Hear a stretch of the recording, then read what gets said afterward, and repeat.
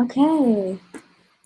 So, hi everyone, and welcome to today's Q&A session. My name is Nicole, and I am the lead PR and outreach at Scholarship Track. Today we have a special guest, Anika Mirza. She is an equity researcher intern at Morgan Stanley. She studies at UC Berkeley, and we will be discussing finance recruiting, application process, and interview preparation. Viewers can comment any questions they have for Anika that we can discuss later on. So how are you doing, Anika? I'm good. Thank you for having me. I'm really excited. Yeah, How are you? I'm great. I am so happy that you're here and that everyone's watching. All right, so we're going to start with, how did you decide on equity research? I think for me, so I'm a sophomore right now. And so I decided kind of like end of freshman year, start of sophomore year. And part of it was that I knew I wanted to do something within finance my sophomore summer. So I was looking at the different lines of businesses at different banks. And just from the people I talked to, it seemed like that would be the best skill set for me. And it's also very connected to like current events about like the stock market, which is something that I already been following. So I felt like I was a little bit familiar with the space compared to some other possibilities. Yeah. And what was the application process like for you at Morgan Stanley? So at Morgan Stanley, it's a pretty easy application process. And I think at a lot of other similar banks that you might be looking at, the application process is online, and like the application process itself is just filling out your which is what I did. But I think the more difficult part is networking and meeting people at the firm. So sophomore year, that's not something that I did at all. Like I didn't reach out to anyone there. But looking back on it, like I was definitely just lucky that they happened to like probably see my resume. But I think that anyone that is going through finance recruiting should try to reach out to people so that there's someone advocating for you. Otherwise, it's easy to like get lost in like the large amount of people that are applying. But I think that the other thing with applying is to just be aware of the deadline, since they do vary a lot depending on where you're applying to. But the process itself is more of a resume drop. So the main thing would just be making sure that people have looked over your resume. Yeah. Okay. And what classes or activities in college have helped you the most on the job? I think that's a great question that I've been thinking about a lot too, as I have my actual internship. And I think about if I'd wanna, I just started a few weeks ago, and I've been thinking about if I would want to do it again next year. Hopefully I get a return offer, but even if I didn't do equity research in general, and what steps I could take during the year to be more successful next summer. And I think that in terms of classes, I've taken like math and economics classes, but none of them really helped. I think that beyond like understanding basic math, the only type of class that would have helped would be like financial modeling or like an accounting class, which I hadn't taken any. And most sophomores don't take them. Those are like junior year classes, at least at Berkeley for the most part. And so that's definitely one of my regrets would be not taking an elective that's like specific to finance earlier on, because they do teach you on the job and we do have a training week, but it's hard if you don't come from that background, and a lot of other people do, to get caught up in a week. But even if you don't come from that background, you'll still be fine. It's just like one of the things that I think I could have done before my internship. And then the other thing would be like activities in college. So I would say there's two main clubs that I'm in that have helped me a lot. I'm in a consultant club, and that's helped me learn to make like business style PowerPoints and to present things well, which sounds like a soft skill. Like going into college, I was like, oh, of course I know how to make a PowerPoint. But I actually definitely didn't. And I think there's a lot of value in, if your school has something like that, being in it, because you get to work with real clients and have deliverables to them and see what they think. And it's also a great talking point in interviews, because it shows that you have experience interacting with a client, which, especially in finance, a lot of the roles that you guys might want to be pursuing, like banking or equity research or sales and trading, it's very client facing, and they want someone that's good at talking to clients. And the other one was a student investment fund. And I think one of the main reasons that was helpful was because the it is basically equity research, and so it gave me a lot of practice ahead of the internship with how do you look at stocks, what factors should you consider. And I think the other big thing I would stress about clubs is I don't know how it works on everyone else's campus, but at least based on Berkeley and then some of my friends that go to other schools, it's one of the best places you can get help recruiting because there's older club members that'll look over your resume, they'll help you practice interview questions, and I definitely don't think I would have gotten my internship if it hadn't been for older people in college that helped me. Yeah, I think so you mentioned consulting. So that class was really helpful. Was there any professors that helped you with your resume or kind of gave any mentoring points for you?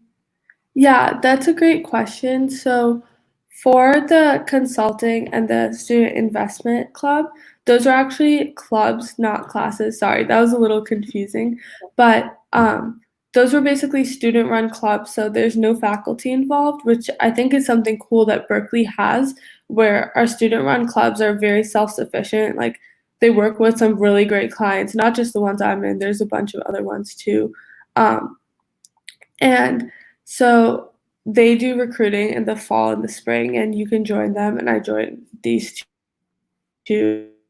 And I would say that in terms of mentorship and help, it was a lot of, I don't think any professors helped me with recruiting just because, and this is probably different based on your school, but since Berkeley is such a big school and everyone's busy, I unfortunately haven't gotten to know my professors as well as I would have liked to. Um, and so I'll go in for office hours, but there's hundreds of kids doing the same thing and we'll mainly just discuss course material. But I would say that I've definitely had a lot of really important mentors, but they were people that had already gone through the finance recruiting process and were seniors or were juniors while I was a sophomore. And the way they helped me was they definitely looked over my resume, and beyond people still in college, there's also people that are graduates working at top consulting firms or top finance firms that if we email them or someone that does know them reaches out, they'll give our resume edits. And so that was where most of my resumes got corrections. And it was really helpful because I definitely did not know how to write a resume. I still feel like I struggle a little sometimes when updating it. So another set of eyes was great. And then they also did practice interview questions with me and interview prep. And then other than that, I would say the second biggest thing that helped me prepare was just the amount of resources that are online that go over the questions you'll be asked. It's not a mystery, the types of questions you'll be asked. It's just about preparing for them. And a lot of the guidebooks are free, or if they're not free, they can be quite expensive. But at least at my school, people will keep them within clubs. So we'll have a drive with access to PDFs of different technical guidebooks. So your schools probably have similar things, which is why I think it's great to join organizations where you can meet older members that have similar career interests as you. Yeah. And what do you wish you knew that you didn't know when you started recruiting? I would say the main thing is the importance of networking. I think especially in finance, more than any other career that people in business might be considering, like consulting. I think obviously in any career it's important, but in finance, a big way, it seems like to me at least, obviously I've never been a recruiter, I've never been on the other side of things, but my perception from going through it myself is that if you're a good applicant or they happen to see a resume, there are people that of course get in without talking to anyone at the firm, they just do a resume drop. But especially with junior year internships, because I was a sophomore, so there are probably less people that applied to mine, but with junior year internships and even sophomore internships if you can. Talk to people at the firm, like think about does your school have any alumni that go there? Like, are you in any school clubs that have alumni that go there? And then think even broader. Like, I doing junior recruiting, I reached out to people like in my neighborhood on LinkedIn that had worked at firms I was interested in, or like even went to my high school. And people were a lot more open to like having a 10 to 15 minute like phone conversation than I would have guessed. And then after talking to them on the phone, if they feel like you would be a good fit for the firm or your resume should be looked at, they'll tell that to the recruiters. And then out of like thousands, I don't even know like how many applications some of these places get for different positions. I'm sure it's like thousands. They will choose to like pick your resume out of the pile. And I think there's other ways to show your interest too, like going to info sessions. But I would say that's the main way that you can make yourself stand out. And the great thing about networking is even if you're someone who's like concerned, like let's say freshman year you had a lower GPA or you feel like you haven't been as involved in school as you wish you had, that's a great way for someone to be like, oh, on paper I wouldn't have been sure if we should give them an interview, but after talking to them, they seem really nice. Like maybe they even ask you about it and you have a chance to explain. So I definitely recommend that. And if you do have an internship, I also recommend reaching out to a lot of people while you're there so that you can figure out like, am I doing what I want to be doing? Is there somewhere else, some other line of business or group that I want to be working in? Or just like talking to people gives you a good sense of like future career prospects. I found it really helpful while I'm at Morgan Stanley to talk to people in a lot of different groups and hear about what their experiences have been like. Yeah, that sounds awesome. I think I hadn't even thought about reaching out to people within the area, like in such a broad form, but yeah, that's great. Okay, so next question. How are you able to get a sophomore summer analyst position when most roles are reserved for juniors?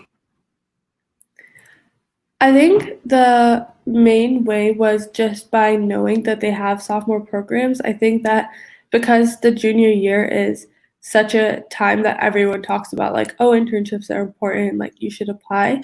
I think everyone knows. But with sophomore year, not everyone knew. And a few of my friends from high school were talking about recruiting for finance. And I was like, they were talking about it in like October of our freshman year because that's like when most of the diversity programs are. And the three of us were all diversity, and so they were applying to those programs. And I was like, oh, I didn't even like think about recruiting or like no one at school had ever told me. And because at the time I wasn't in any clubs and like teachers don't tell you, like you kind of have to figure it out on your own. And so I think that being aware of the deadlines was a big part of it because for Morgan Stanley, I didn't get into their diversity program freshman year, but I did get into Bank of America's. And so then when sophomore year recruiting came around, I did happen to get an interview from Morgan Stanley, but that was like very by chance. Whereas with Bank of America, if you do go to any of these firms' diversity conferences freshman year, like they will look at your resume for sure. And if you're not diversity, which, first of all, I would look at like the definition of it because it's a lot broader than I thought it would be. Like, I'm a girl, and like that's considered diversity at a lot of finance firms. So that would be my first tip. And then my second would be to network because that's basically what the diversity forums give you a chance to do is talk to people there. But if you're not able to, you don't get in or like you don't qualify as diversity, just talking to people and doing that networking on your own shows even more initiative, and it is basically like an equivalent result at the end of the day. Yeah, I think I wanted to ask, like, what has your experience been like as a girl and also as like an underclassman in this position? Like, what was your experience with that? Like this summer, or Yeah, or like if you have had any position before where you've been like the youngest person or like the only girl in the group. yeah, no, that's a really great question. I would say that this summer, and part of it might be that it's like virtual, so you're interacting with people a little less than you probably otherwise would be. it hasn't mattered much that I think being a sophomore has mattered.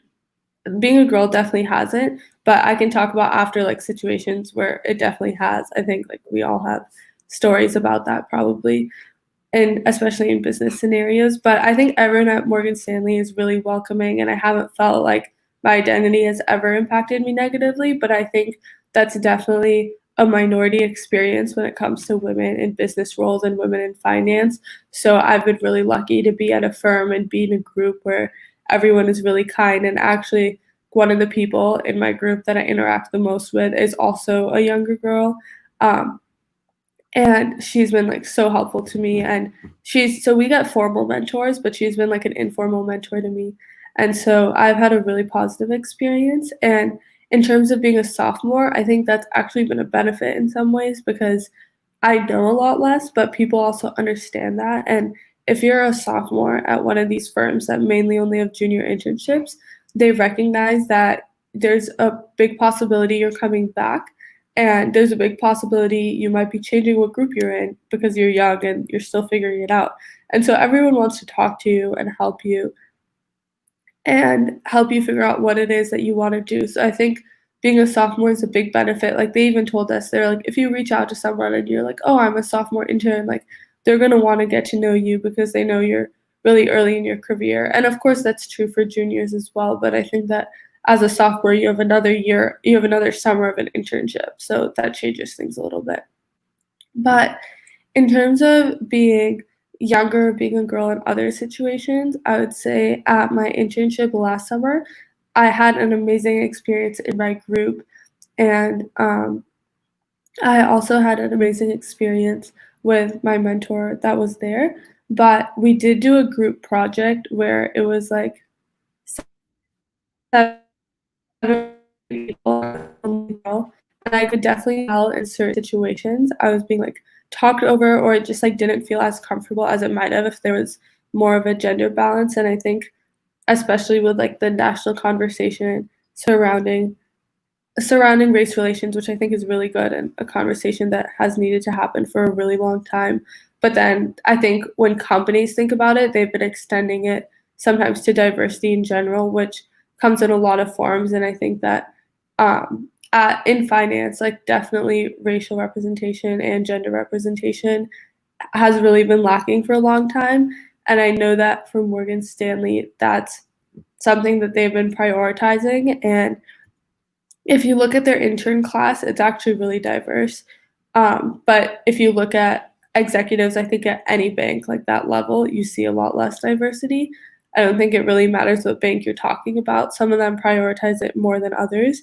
But across the board, I don't know if there's a really amazing example where you're like, yes, this is what I would want to see.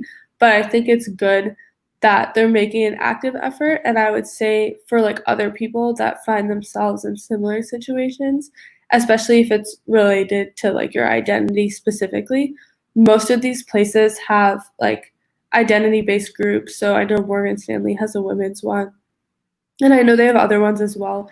I don't remember exactly which ones they are, so I won't say, but it's very Googleable. But I think those are great places to meet, like in my experience, meet other women, and they're oftentimes a lot more senior to you, and you wouldn't have met them otherwise.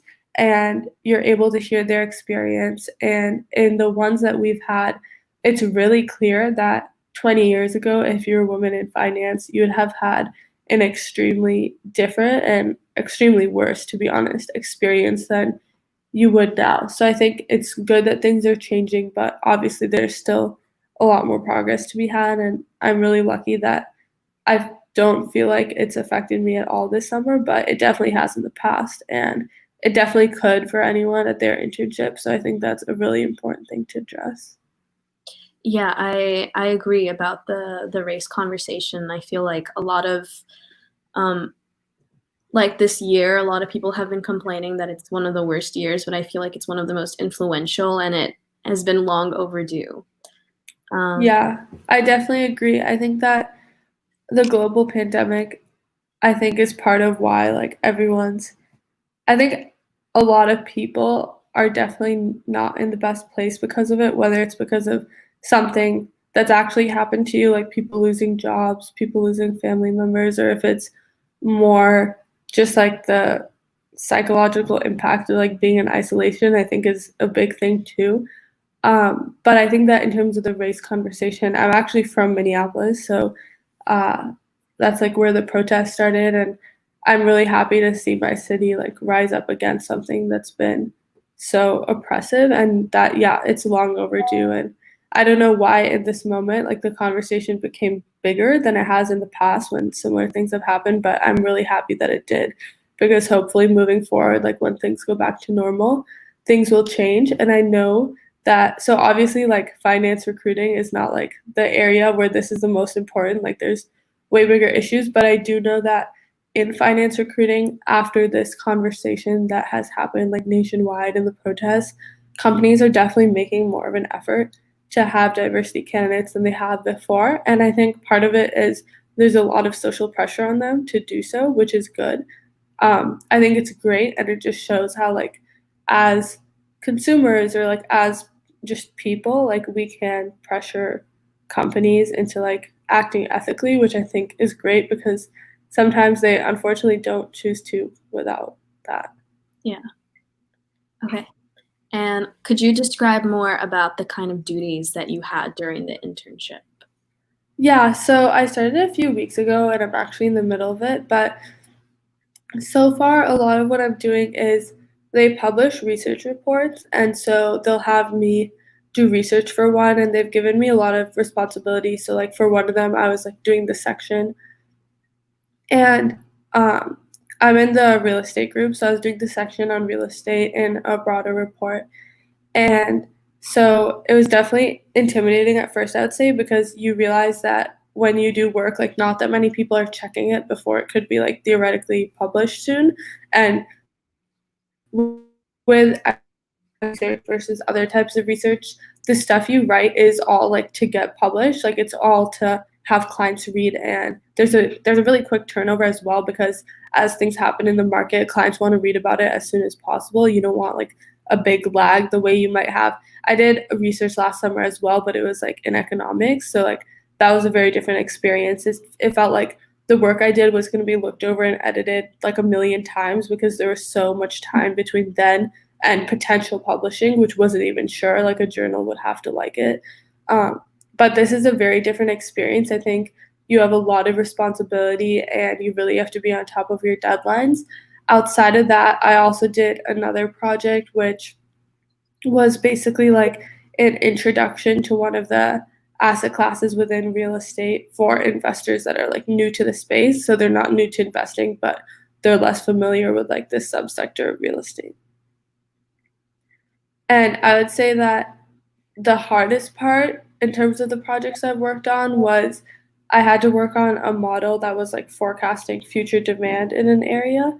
And it was pretty uncertain what the demand would be. So I had to make a lot of assumptions. And I think that's one of the cool parts of equity research is you have to quantify things that are, I don't want to say like uncertain, but I guess like uncertain. Like no one really knows, right? You're like predicting the future in a way. And so you get to think a lot about what are logical assumptions to make. How can I make sure that like it's like a science, but it's also art in a way. Like you have to justify everything you're thinking. And so to me, that's really cool. And I can't speak about my projects in too much depth just because they're not published yet. And so I don't think we're really allowed to talk about them, but just like on a high level, in case you guys are like, why are the statements so vague? But yeah, that's why I just want to make sure that it's not like in violation of anything, but on a high level, like that is what it is. And if you want to know like more specific projects, I could talk about like things past interns have probably done. Okay, so we're going to move on to the questions that people have commented. If you have any questions that you want to ask Anika, please make sure to comment so we can talk about it. So the first one is, does GPA matter in the application process? Yeah, I think that's a question that a lot of people have. So I'll try to give you like as transparent of an answer as possible since like recruiters, regardless of the firm, they're probably not going to be like, oh yeah, your GPA matters. If you don't have a good GPA, like we won't take you. Like they're probably not going to say that because they want to get as many people as possible, which makes sense. my perception is that in finance specifically, if you have above like a 3, I don't know if everyone on the call is from the US, so this is like in the context of US grades, but if you're from somewhere else, I think I saw a lot of people from India in the comments, then maybe you could like translate it to your grading system because I'm not sure exactly what it is. But I would say here, if you have above like a 3.7 or a 3.8 out of a 4.0 in finance recruiting, that's more or less considered like really good. But a lot of people that don't have that, so that's like they would think your GPA is really good. But I think if you have like above a 3.0-ish, but you're not necessarily at like the highest benchmark, you're still really heavily considered and they let in a lot of people. But basically, like if you have a really good GPA, it would be um, a benefit to you. But if you don't, unless it's like really bad, it's not a reason why you can't get in. I think that just circles back to what I was thinking about networking, where if you do have a GPA that you wish was a little bit higher, but you still network with people at the firm, then you still have a really good chance because they know you as a person. And so you're not like just your grades. And the other thing I would say is like extracurriculars do matter a lot. And so I would not try to like I would not sacrifice being an extracurriculars to study more. Like I think that's really important, and having people that can help you from your extracurriculars with the recruitment process, I think, is also really important. Okay, thank you. And we have another question from Sakshi. Can you talk about the ATS system, and did you have a referral? Do you know what the ATS system is? So let's see if Sakshi can.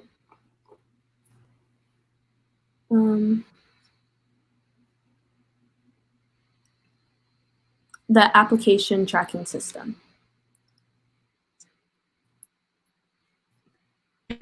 What it is yourself, because I'm not sure what ATS is. I don't know if we have that or if I had that. Okay. That's okay. We can move on to the next one. So can you talk more about the resume and if you had any prior experience getting accepted to the role?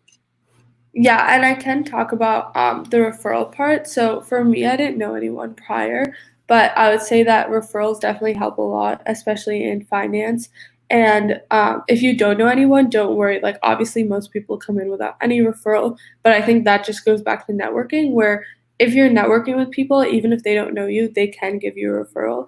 And so that's a great way to get referrals without like knowing someone ahead of time. But if you do know someone ahead of time, I would definitely reach out to them. Even if you haven't talked to them in years, like you can just be like, I'm really curious about your job. You shouldn't be like, oh, could you give me a referral? But if you're just like, oh, I'm really curious about your job, you can reach out and talk to them. And if people are curious about the applicant tracking system, feel free to like message me afterwards and explain. I think I'm not sure if we have that here, but yeah, I'm happy to talk about that too. And then for this question about my resume and experience before getting the role, I think that for sophomores, they don't really expect you to have a lot of prior experience. I did. I worked at the Federal Reserve, which is like our national bank here. I worked at the branch in Minneapolis. And so I would say that was a pretty good freshman internship. I just got lucky. I only applied to like a few freshman internships and actually didn't get it at first, and then someone dropped out of the program, I think, so they gave it to me. But I would say definitely try to find a freshman internship. I think people commonly say like, oh, you can't get one. I think they're hard to get, but it's definitely not true that you can't get one. And there's a lot of different opportunities of what you could be doing during the summer. So if you're younger, definitely try to do something. So I would say like try to figure out what companies do offer freshman internships. Think about like the people older than you in your school and ask them what they did. I would say other great options are a lot of people study abroad, and that way you're taking classes and still you can still show your interest in whatever field you want to be in. Another thing is a lot of people work for smaller companies. So if you're willing to work for a startup for free, I think there's definitely startups that would be open to you working for them. And then the other thing I would say is if you don't end up getting an internship experience or you don't end up getting a great one like freshman year, sophomore year, even junior year, you can make up for that by doing activities at school. So at least in Berkeley, like the clubs that we have directly work for different clients. And so it is basically an internship. Like if anything, I think it's sometimes cooler than an internship because you have like a consulting role. So it's not like you're doing any menial tasks. Like everything you're doing is high level strategy for the company. You're not doing any like day to day, like, oh, sort this Excel sheet type of work. And so I think that if you can get that type of experience in interviews and even on your resume, you can frame it as work experience since it is. And so I'd say that other than that, I've like gone over most of the things that are on my resume. I would say it's like the freshman year internship I had at the Fed, and then the 2 student organizations that I mentioned I'm a part of. And then one other thing on it that I think is helpful is at my school, there's a lot of case competitions, which is basically like a company will share a business problem that they have with the student body. So they'll be like, we want to increase our like on the topic of diversity and inclusion.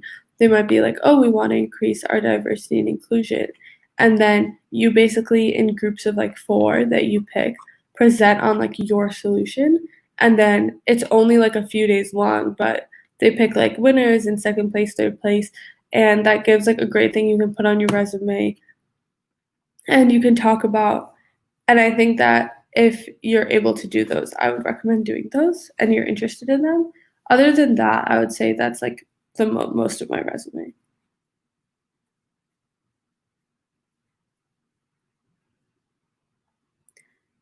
So I'm assuming that this means like how much time per day on average should be devoted to the internship during the internship. Um, so I would say during the internship, like at least like my internship, it is like most of what you're doing. Like there can definitely be some later nights. I would say in finance, like banking and equity research or sales and trading in general, people work like 50 or 60-hour weeks on the lower end, and on the higher end, it can definitely get up to like 100-ish. I would say that it depends a lot on the internship, and so you should definitely ask people that have had the internship before. But I would say right now, like I'm devoting most of my day to this internship, and there definitely like wouldn't be room for me to be doing something else right now. Like I know my friend is in banking right now and she was taking a class at Berkeley online and like she doesn't want to take it anymore because like it's you're definitely like focusing a lot on your internship. So I would definitely make sure that you have your summer free. And if the question is instead talking more about like how much time per day do you devote to recruiting, I would say that it depends a lot on like how close you are to recruiting deadlines, but enough so that you can get everything done. So like once you feel like you know the technical questions, you have your resume like where you want it to be in terms of edits and stuff, and you've practiced like behavioral questions, then you wouldn't need to recruit or like spend any more time on recruiting. But I think until like all those things are done, you should try to spend the time that you have and that you're able to dedicate to that.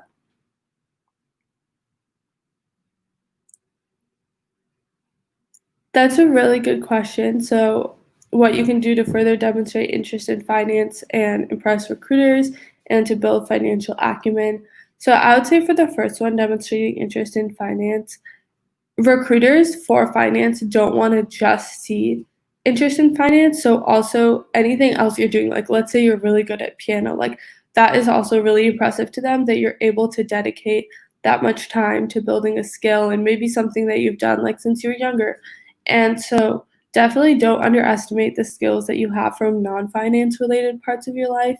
And think about how you can frame them in the context of finance. So, for example, finance has a lot of athletes because if you're an athlete, you understand what it's like to put in. I'm not an athlete, by the way, but like for people that are, I'm not athletic at all.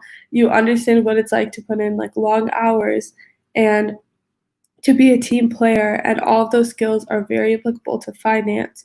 So, whatever it is you do, let's say you play soccer, you can talk about in your interview, like, this makes me a great fit for finance because it means that I've always known how to play on a team and like I don't let other people down on my team. And so if you have other interests, talk about them in the context of finance. For finance interests specifically, which I think are also important to have, I would say any clubs on your campus that are related to finance. So I know Berkeley has like student investment funds, we have business fraternities, we have um, also just like an undergraduate finance association. So like there's different opportunities depending on your school. And if your school doesn't have those, then working in finance for a company, whether it's like a startup or anything, can indicate interest in finance. And then lastly, for financial acumen, I would say there's a lot of classes online or at your school too that would cover like accounting and finance. And this is probably not applicable if you are an accounting and finance major. I would say that if you are, then like you will have enough financial acumen for these internships, but just continuing to work towards like, for example, right now I'm taking an online course on Wall Street prep that's like intro to accounting, financial modeling, like those types of classes. But like especially as a sophomore, they don't expect you to have much.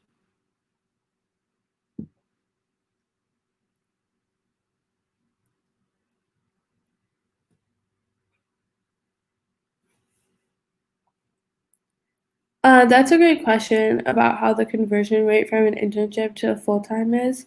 I would say it depends on the bank, but my perception is that it's about 70% ish, but depends on the bank. Could be like anywhere from like 50% to like 90%.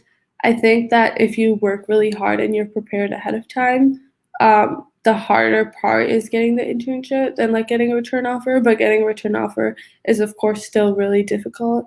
Um, and the best, I don't like, I haven't ever gotten a return or like I got a return offer to my freshman year internship, but this year, like, we haven't done return offers yet. So, like, I don't even know if I'm the best person to be giving advice on this, but I would say that talking to people that are like alumni at your school about how they got return offers is like a great idea.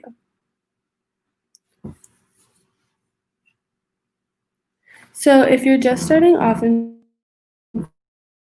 finance and don't have a lot of experience, I would say to get started, try to join organizations at your school related to finance, and then also online, especially like right now in quarantine, some of us might have more time.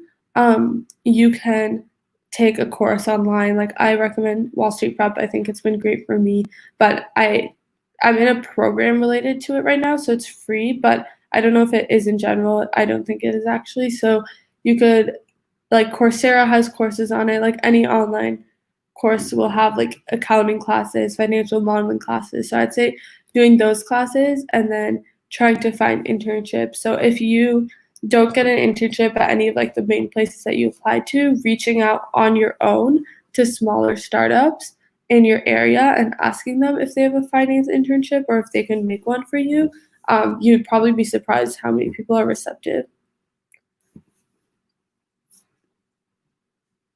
Next question is about internships and mergers and acquisitions.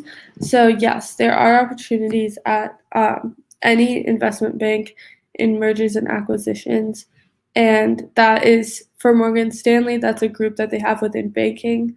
So they have different groups within banking. There's like industry groups. So for example, you could be in like consumer banking, and then you could also be doing mergers and acquisitions. So I would definitely apply to banking roles if you're interested in mergers and acquisitions.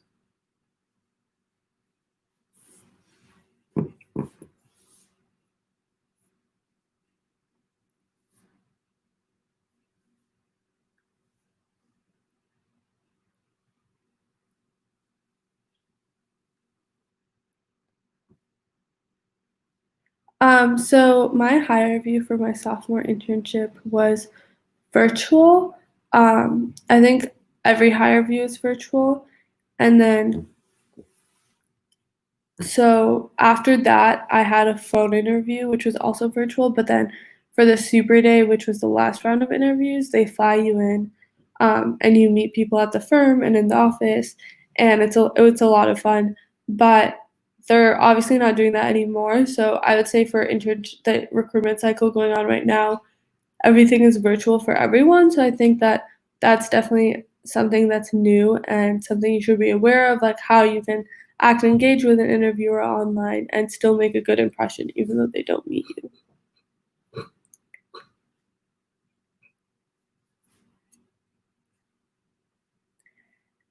Some good courses in financial modeling from BASE. So I don't know exactly what BASE is, but I would say I haven't taken any courses in financial modeling, but any site that has free courses will have them. And I think how you should decide which one to take is just by your level. So if you've never done it before, I'm sure they have like a introduction to financial modeling class. Um, and so that's how I'd go about doing it. I think just like Googling like best intro to financial modeling class online would be helpful. The financial modeling class I took was like through Morgan Stanley, so that's a little bit different since like during training week they have us all take classes on like accounting and modeling. So I don't know like a good one online, but I'm sure that you can Google it. The one that I do know is the one I mentioned, like Wall Street Prep, that has like an intro to financial modeling course. Is equity as a career branch specific? So if you mean location specific, equity research at Morgan Stanley is mainly done through the New York office, but they also have other locations such as Boston and San Francisco. If you mean like if it's branch specific in the sense of which banks have it, I think most investment banks have equity research. It's like their research division. Um, so yeah, I would say it's a little bit branch specific. You should see which locations of the bank you're applying to have equity research, and I'm sure that'll be really clear in the application process.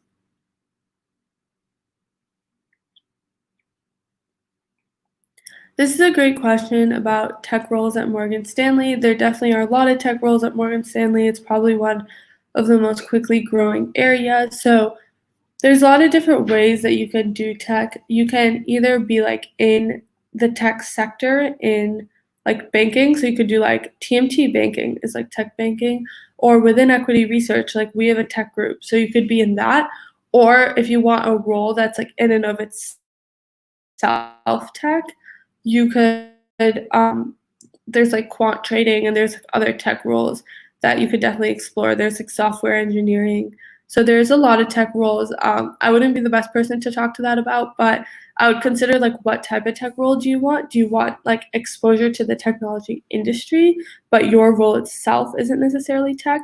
Because there's people doing like my same equity research role, but like for the tech industry, I'm doing real estate.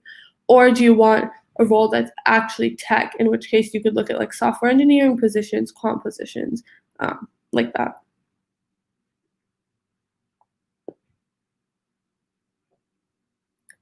What's a D-Day? So I think this means like super day, but if it was something else, then feel free to comment and then I can answer the new question. But the super day is basically the last interview and it happens on site at the firm, and they just call it a super day because it's like a pretty long day and you meet a lot of people at the firm, and so that's like the final opportunity to basically like seal the deal on getting an internship. How relevant are programming languages or data visualization softwares in finance? I would say having data analysis skills is definitely important, but in terms of programming languages, like just to answer the other question too, I don't know any programming languages. I took like an intro to data science class in college, and that was it. I would say for research or banking or sales and trading, like you definitely don't need to know any programming languages. If you do, like that is a positive and you can discuss that in your interview, but you're probably not going to use them day to day on the job at all, as far as I'm aware. I mean, maybe there's some situations where you would, but all these places have tech roles that do use them. So I don't know, like what, like for example, if you're doing software engineering, then programming languages become really relevant. So I would say think about what roles you want to do, and then online, if there's like programming languages that they want you to know, like they're gonna tell you in the little like blurb about the job.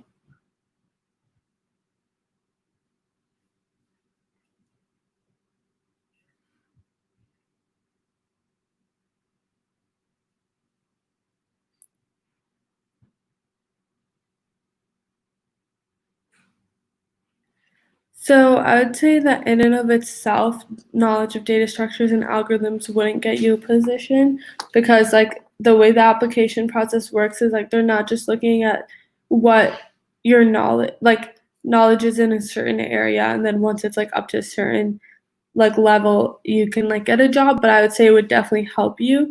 And so that's like something you could talk about in your interview, and it would depend a lot about like the role you're doing, like in equity research or like banking. I don't think it would help as much, but there are roles like I'm sure in like quant trading and software engineering roles, it would help if you understand like programming and you understand data structures and algorithms. So even just talking to your campus recruiter about your Morgan Stanley campus recruiter or wherever it is that you want to be working about, oh, like these are my skill sets. What are good roles for me? So like if you're not someone that knows any programming, like that's totally fine. Like most roles that people apply to don't need any programming experience. You can like say that to them and like figure out the role best for you. Or if you do want to do something with programming or data visualization, then you can say that to them. Like I know that within the research team we have a group of people that do like data visualization and more technical roles. They like basically do data visualization of the research that we do. They're called alpha wise, so you could look into that. The word alpha and then wise together in one, and so you could look at that internship. Um, but yeah, other than that, I would say all these questions about technical knowledge, the technical knowledge that's most important is just like basic accounting, basic financial modeling. They don't really care too much about things past that from my experience. So this is a great question about my projects that I do. So my projects are more individual right now in terms of like I'll work on them on my own, but I would say that they're team based in the sense that like our whole team ends up being a part of it. So it's like I work on it on my own, and then my manager looks over it, or like the MD looks over it, basically looking over it. And so in that sense, it's more team based. And I think that if I was in the office, it's definitely a team based role. It's just that because we're virtual, it's harder to like be collaborating with someone on something. But I would say that even though the work itself is individual, the entire experience is very team based in that like we work. So for example, I'm in real estate. I'm working on a project with healthcare and technology, the technology sectors, and so it's very collaborative in that sense. And I think that showing you're a team player in the interview process is really important. Okay. Can you hear me? Yeah. Okay, great. Thank you so much for coming on today. We learned so much, and I learned so much too because I'm not particularly in finance. And so thank you so much for being with us today. Yeah, thank you so much for having me. This was fun. And if anyone has any other questions, you can reach out to Sakshi and she can tell them to me. Or like if you want to message me directly, you can message me. Yeah, my name's Anika Mirza. I think you said that at the beginning. Yeah, so I'm happy to answer any questions. Thank you. Yeah.